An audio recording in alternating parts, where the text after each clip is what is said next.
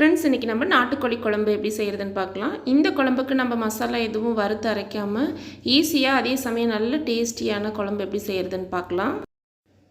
நான் இன்றைக்கி 700 கிராம் அளவு நாட்டுக்கோழி கறி எடுத்திருக்கேன். இது மஞ்சள் பொடியும் கல்லுப்பும் சேர்த்து நல்லா வாஷ் பண்ணி எடுத்து வச்சுக்கலாம். இப்போ இதுக்கு நம்ம வெங்காயம் தக்காளி அரைச்சிக்கலாம். ஒரு மிக்சி ஜாரில் 1 கப் அளவு சின்ன வெங்காயம் நல்லா தோல் உரித்து வாஷ் பண்ணியிருக்கோம், அதை சேர்த்துக்கலாம். இப்போ இதோட 2 பெரிய பூண்டை தோல் உரித்து வச்சுருக்கோம், இதையும் இதோட சேர்த்துக்கலாம். 2 இன்ச்சு இஞ்சி நல்லா பொடியாக நறுக்கிட்டு இதோட சேர்த்துக்கலாம். இந்த சைஸில் ஒரு தக்காளியை நல்லா வாஷ் பண்ணிவிட்டு நறுக்கிட்டு சேர்த்துக்கலாம். இப்போ இதோட ஒரு 10 கிராம்பு சேர்த்துக்கலாம். 5 இன்ச்சு பட்டை, இது கூடவே 1 டீஸ்பூன் அளவு சோம்பு, 1 டீஸ்பூன் அளவு மிளகு சேர்த்துக்கலாம். இது எல்லாம் சேர்த்ததுக்கப்புறமா தண்ணி எதுவும் சேர்க்காமல் விப்பரில் 2-3 சுற்றி சுற்றி இந்த மாதிரி நல்லா கொரகொரப்பாக அரைச்சி எடுத்துக்கலாம். இப்போ நம்ம குழம்பு தாளித்து விட்டுறேன். நான் இன்றைக்கி ஒரு பாத்திரத்தில் தான் குழம்பு தாளிக்க போகிறேன். இதுக்கு ஒரு 3 டேபிள் ஸ்பூன் அளவு கடலை எண்ணெய் சேர்த்துக்கலாம். நீங்கள் நல்லெண்ணெய் வேணாலும் சேர்த்துக்கலாம். ஆயில் நல்லா சூடானது 1 பிரியாணி இலை, 1/2 டீஸ்பூன் சோம்பு, 6 கிராம்பு, 3 பட்டை, இது எல்லாமும் ஆயிலில் சேர்த்துக்கலாம். இந்த மசாலாவில் நல்லா பொரிஞ்சு வாசனை வரணும், அது வரைக்கும் நல்லா வதக்கி விட்டுக்கலாம். இப்போ இதோட 2 பச்சை மிளகாவை கீறி வச்சுருக்கோம், இதை சேர்த்துக்கலாம். இதோடைய தேவையான அளவு கருவேப்பிலை சேர்த்துக்கலாம். கருவேப்பிலை நல்லா பொரிஞ்சதுக்கப்புறமா இதில் வெங்காயம் தக்காளி பேஸ்ட்டை சேர்த்துக்கலாம். இந்த வெங்காயம் தக்காளி பேஸ்ட்டு ஆயிலே நல்லா ஃப்ரை ஆகணும், அப்போ தான் உங்களுக்கு ஃப்ளேவர் நல்லா கிடைக்கும். இப்போ இது ஸ்லோ ஃப்ளேம்லேயே வதக்கிக்கலாம், அப்போ தான் அடி பிடிக்காமல் இருக்கும். இப்போ இது நல்லா வதங்கி எண்ணெயில் நல்லா பிரிஞ்சு இந்த மாதிரி வந்ததுக்கப்புறமா இதோட நம்ம ஏற்கனவே வாஷ் பண்ணி வச்சுருக்கிற சிக்கனை சேர்த்துக்கலாம். கூடவே 1/2 டீஸ்பூன் அளவு மஞ்சள் தூள், குழம்புக்கு தேவையான அளவு கல் உப்பையும் சேர்த்துக்கலாம். இப்போ இந்த சிக்கனை நம்ம நல்லா வதக்கணும். ஒரு 7-8 நிமிஷம் வதக்கணுன்னா சிக்கன்லேருந்து நல்லா உங்களுக்கு தண்ணி விடும்.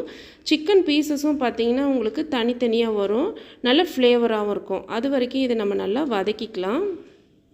இப்போ இந்த கறியை வதங்கிறதுக்காக நம்ம ஒரு மூடி போட்டு வச்சிடலாம். கறியை நம்ம இடையில ஓப்பன் பண்ணி கலந்து விட்டுக்கலாம், அப்போ தான் உங்களுக்கு அடி பிடிக்காமல் கறி நல்லா வணங்கி வரும். இப்போ பார்த்திங்கன்னா ஒரு 7-8 நிமிஷம் ஆயிடுச்சு. சிக்கன்லேருந்து நல்லா எண்ணெயும் பிரிஞ்சு வந்திருக்கு. அதே மாதிரி பீசஸும் பார்த்திங்கன்னா ஓரளவுக்கு நல்லா வதங்கி வந்துருச்சு. அடுத்ததாக இந்த குழம்புக்கு தேவையான அளவு மசாலா பொடியில் இந்த ஸ்பூன் அளவில் நம்ம சேர்த்துக்கலாம். 3/4 ஸ்பூன் அளவு தனி மிளகாத்தூள் சேர்த்துக்கலாம். காரம் பார்த்துட்டு தேவையான திரும்பவும் சேர்த்துக்கலாம். இதே ஸ்பூன் அளவில் 4 ஸ்பூன் மல்லித்தூள் சேர்த்துக்கலாம். இந்த குழம்புக்கு நம்ம தேங்காய் எதுவும் அரைச்சி ஊற்றாததால் குழம்புக்கு இதுதான் நமக்கு நல்ல திக்னஸ் தரப்போகுது.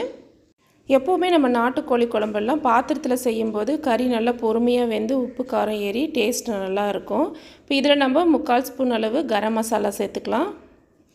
இப்போ இந்த மசாலா பொடி எல்லாமும் இந்த எண்ணெயிலே நல்லா வதங்கணும். ஒரு 2 நிமிஷத்துக்கு இதை நல்லா வதக்கிக்கலாம். இப்போ பார்த்திங்கன்னா நல்லா வதங்கி வந்துருச்சு. இப்போ கறி வேகிறதுக்காக தேவையான அளவு நம்ம தண்ணி சேர்த்துக்கலாம். நான் இன்றைக்கி பார்த்திங்கன்னா 1 லிட்டருக்கு மேலே சேர்த்துருக்குறேன்.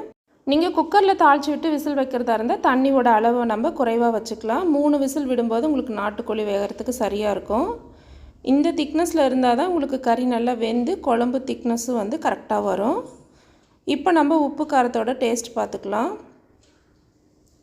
இப்போ எனக்கு பார்த்திங்கன்னா கொஞ்சம் உப்பும் காரமும் குறைவாக இருக்குது, அதை நான் சேர்த்துக்கிறேன்.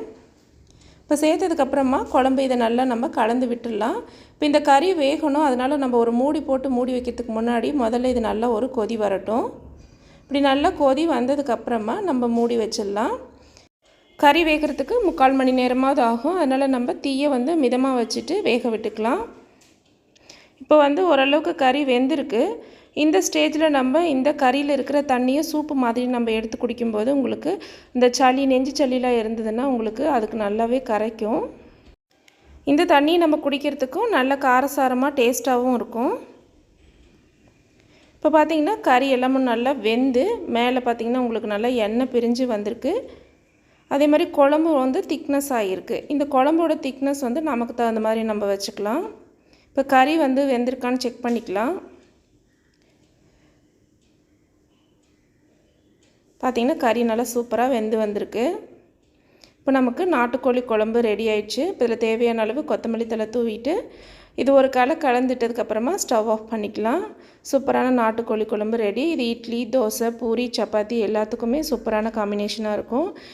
இந்த ரெசிபியை நீங்களும் ட்ரை பண்ணி பாருங்கள். இந்த வீடியோ உங்களுக்கு பிடிச்சிருந்தா சேனலை சப்ஸ்கிரைப் பண்ணுங்கள். கூடவே பெல் ஐக்கானை கிளிக் பண்ணுங்கள். தேங்க்யூ ஃபார் வாட்சிங்.